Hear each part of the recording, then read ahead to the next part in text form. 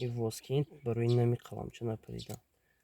یکم خیلی آب نمونده اون خیلی پاینده سر میکنیم.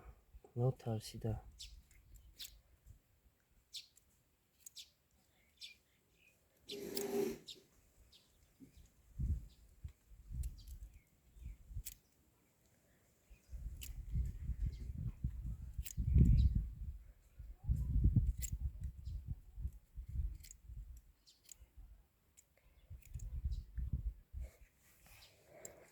از در کوشه بپوس میکنیم. خیلی نه چشمک همین خیلی خیلی باز.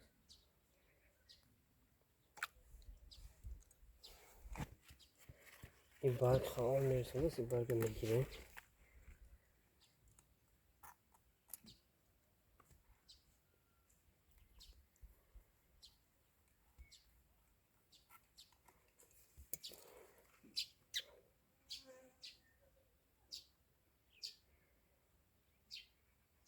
این خیلی همین طرفش دار بیتون شوکی رنگی زواد باری خورافت زواد سکایی باری با همین لنته بودی تایپ لنته هم ارزشش قلمچوی با ارزش استفاده میکنیم. این خیلی جوی میکندگی داره. این خیلی از میاد و برای که اکونوم کنی باینش دو تا کره استفاده کنی میشه. خب با اکونوم دار کنی برای که از این قلمچو کم پایان میکنیم.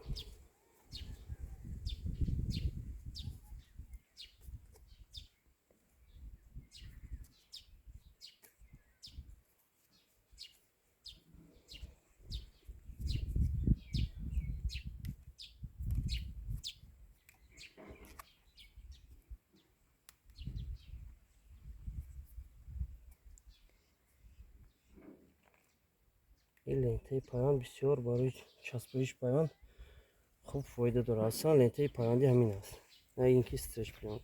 این دو تا ادارو سیدلس شد. از نامش می نویسیم پاوزه کن.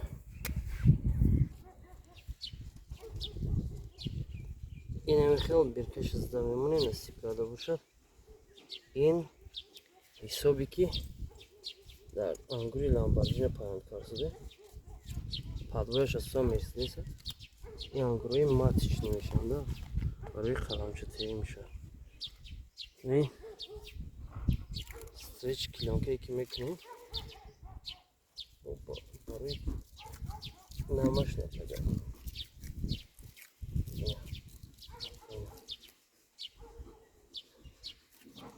چون خیلی وقت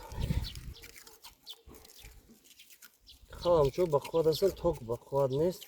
برای چی در این توکو پایان کردم؟ برای که جوی این توکو پرنی کرده میشه بالوشو محکم میکنیم مانده با همین خاطر باید نشانت یاد حاصلش خیلی نشان میتیم چه قلمچه بسیار داریم. ولی